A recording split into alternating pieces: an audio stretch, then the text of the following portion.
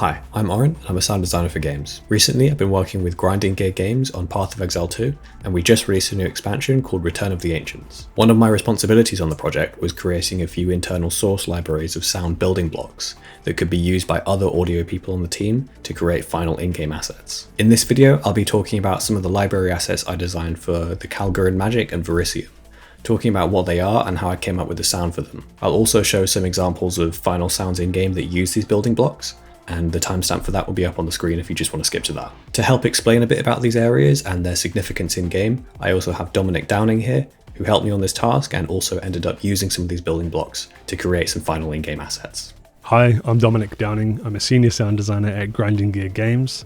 We developed the live service games Path of Exile and Path of Exile 2. Our latest expansion for PoE 2, Return of the Ancients, was pretty huge and included the new league, Runes of Eldur. Oren worked with us on Runes of Eldur. He designed a pack of building blocks for the Kalguuran magic. So the Kalguuran are a race of people within Path of Exile. They've been rediscovering their ancient past, and while attempting to learn more, they've unearthed some ancient magic and monsters powered by Verisium, which is a magical ore that has fallen from the stars. And we wanted to give this magic its own identifiable sound, but we broke it up into a few subcategories. Verisium itself, it's almost a living, breathing thing, I guess. It can go from a solid ore into a liquid metal, or even possess monsters. It kind of has this magnetic property that is very dense and powerful. And in Return of the Ancients, it's used to craft and upgrade gear, power magic, and also manifest in the world as creatures and bosses. And I like the idea that if you hold Verisium in your hand and look at it, you kind of can't understand what it is you're seeing because it's so alien. I obviously knew that I wanted to record a lot of metal for this, and my assets had to be very tonal for this library. So the first thing I went to was a load of metal resonances from things like lamps, pans, glasses, and cutlery.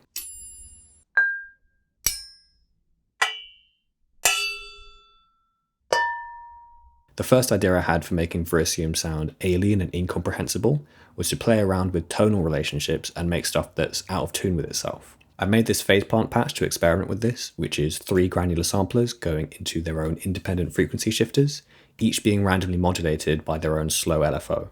So the harmonics of each sample are being moved around in a way that kind of puts them out of tune with themselves and each other, and when you layer that up and modulate it, it creates a really cool effect.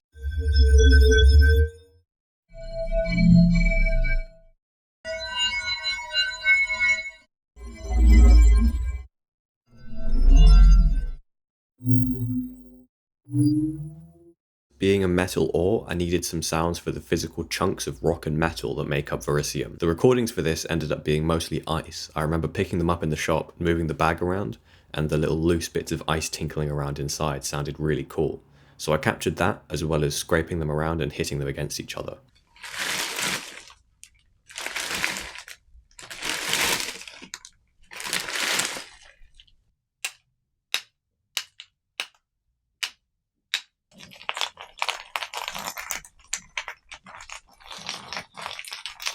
To get the right movement and mystical feeling, I layered up the recordings at different pitches going into Spin Tracer, sometimes with bigger rock recordings as well if it needed some more weight.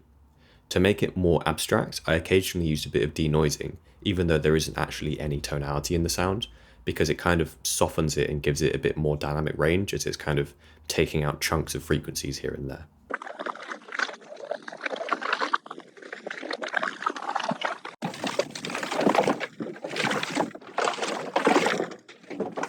The final bit of Verisium stuff that I wanted to talk about was these liquid metal assets. Verisium can take a few different forms, and one of them is a thick, swirling liquid that you can see in stuff like this Verisium parasite pet. So I needed to make some assets to represent this that fit with the same character as the rest of the sounds. I started out by recording some water at a lake near me, just splashing about the water itself, but also moving water around with metal pans to get a bit of the resonance in there. Then to thicken up the sound and make it seem more magical, I just pitched it down and vocoded it, which surprised me at how well it worked to make it sound kind of thick and goopy.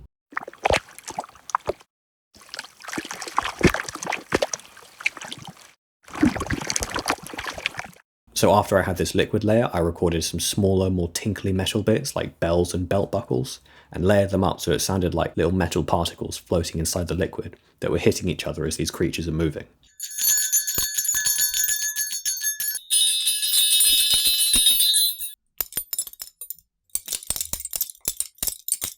Spin Tracer is really what brings the layers together to dynamically shape it and make it seem like the liquid Verisium is whipping and swirling around, which makes it more convincingly alive.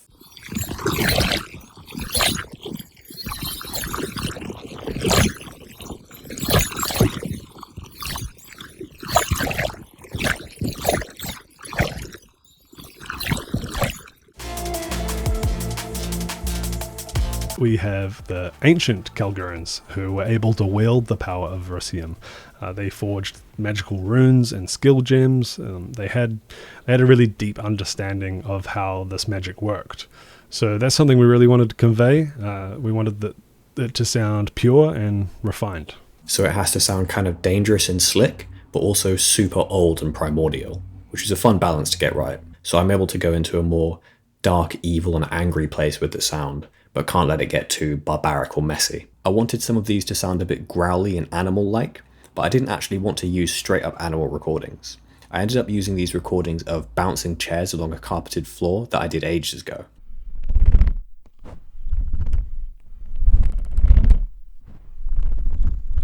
I ended up granularizing them in Serum 2 and compressing them super hard, then pitching those down a lot. These have this super nice aggressive quality with all the overlapping clicks, and I think that fits the ancient Kalguur character pretty nicely. And then by just changing around the playback rate or envelope in Serum, I can easily turn these into impacts or whooshes or whatever dynamic shape I need in a way that sounds very natural.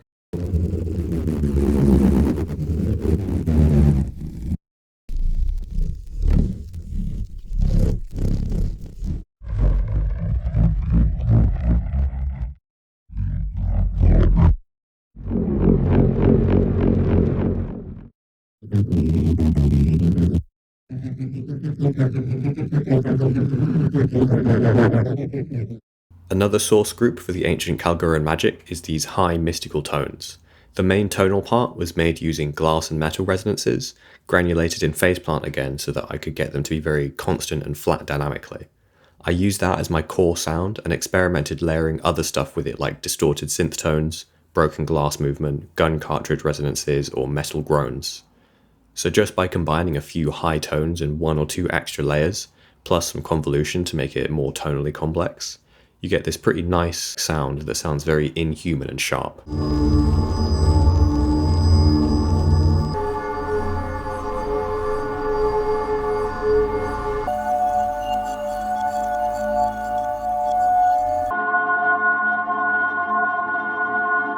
When I'm making very tonal magic stuff like this, I also try to add a really subtle, quiet noise layer, like fire crackling or dust crumbling, that kind of suggests that something is being expended or burned to produce the sound. I think it grounds it a lot more, because in real life, sounds usually aren't that simple in their frequency content, especially not big, powerful, dangerous ones like I'm making here. Then the modern Kalguur, who are only just rediscovering this magic. So even though they are master craftsmen, we thought it should sound a lot more clunky and unstable. The context in which you encounter modern Kalguuran magic tends to be a bit more friendly and used for things like friendly abilities and skills, so I needed to have a sound for it that was less angry and evil, but was still very powerful and satisfying.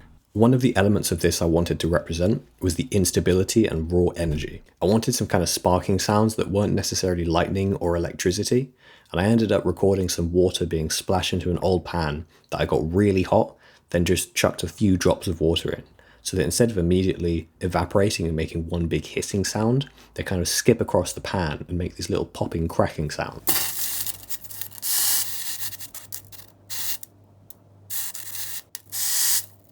I then got some similar crackling sounds just from frying some stuff in a pan, which got a much more constant sound that was better for things like tails. In the door, I ended up layering them with these super crunchy granulated metal resonances that blended in pretty well with the noisy layers.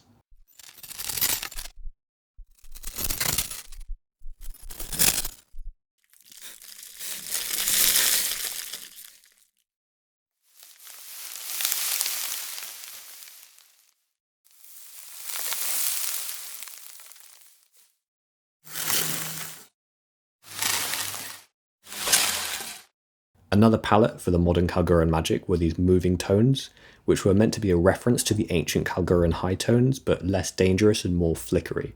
Like they can't properly focus the magic for long periods of time. These ended up being constructed in a completely different way to the ancient ones, by putting a load of source recordings through some tonal convolution, like metal resonances, then bouncing them out as kind of sausage files, and layering them before running them through Spin Tracer to get them really moving around and wobbly. The source for this stuff was things like bells and chimes, and I deliberately stacked up a few different layers into Spin Tracer so that the end result was a bit more messy tonally, just to further show how much less advanced the magic is than the ancient version, and stop it from sounding too overtly musical.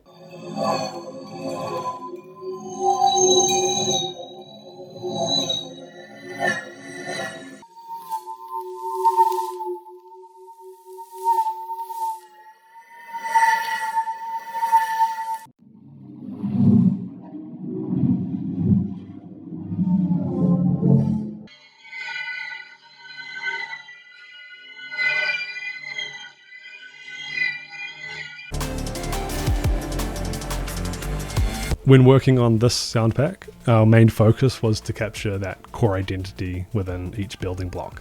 So, fully fleshed out, game-ready assets weren't really the goal. Having a bit of breathing room was really great for us. So, we're able to take the building blocks and use them as a really solid foundation and build on that. So, for example, depending on the damage type of the skill, we could add, rock or fire, or, etc. I think it does depend on the context though. A video editor may prefer a more designed cinematic building block, whereas, this sound pack was intended for a game audio team to speed up development, and I'm happy to say it definitely was a success. So you can see here that I'm using a lot of samplers for my workflow, mainly phase plant. I found these super helpful for getting a quick processing chain together and quickly swapping out source recordings to see how they sound through that same chain, or even just swapping out one element of the patch to see how that sounds. I also found them essential for creating the actual library assets themselves, as I'm taking the same source material and crafting it into things like whooshes, impacts, sustains, and all of those have a similar source sound, but very different dynamic shapes. And so just having the envelope in phase plant that I can tweak to fit the dynamic shape that I want was super helpful. Being able to generate loads of variations of sound super quickly by just re-triggering the patch over and over with loads of random modulation was also super helpful for just getting a load of layers out quickly and choosing the right ones to combine into final assets. Progressing from there into creating library and then iterating on those was super fast. Maybe you watching this video have been or will be in my position in need of some building blocks, and I just wanted to share what worked for us. I think ensuring that Oren had a clear understanding of what we needed was really useful. There was a bit of back and forth in the initial exploration. Obviously reined in a bit as we have deadlines and we want to be efficient. But once we had that kind of figured out the sound, I could really let Oren just go for it. And I think having good communication and trust in one another is what makes collaboration like this succeed. You'll also notice that I'm trying not to process stuff too heavily here generally. I found that having one or two very deliberate bits of processing on the sound kind of made it abstract enough that it wasn't just a raw recording, but also didn't push it too far into sci-fi land, which is really easy when you're kind of adding more and more processing. And also trying to focus on a lot of uniqueness and intrigue at the recording stage, doing very deliberate and interesting recordings, lessened the need for extreme processing because some of the stuff I recorded kind of already sounds a bit abstract. Here's some examples of these building blocks being used in final assets in game for some of the Kalguuran skills. See if you can recognize exactly which bits of source are being used for each example.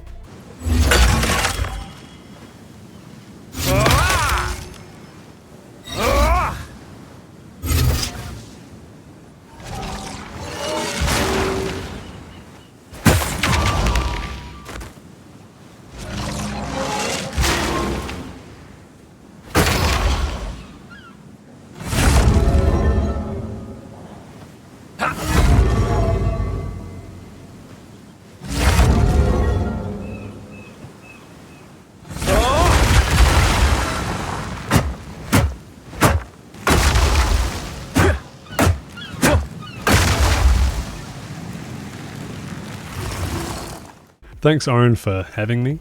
If any of you watching have questions, I will be looking at the comments, so fire away. And obviously, if you haven't already, definitely give Path of Exile a go. That's it from me. Cheers. So that's going to be it for this video. I hope you got some good insights, and thank you to Dominic for adding some more of his own. Hopefully you can use some of this stuff in your workflow, and thanks for watching.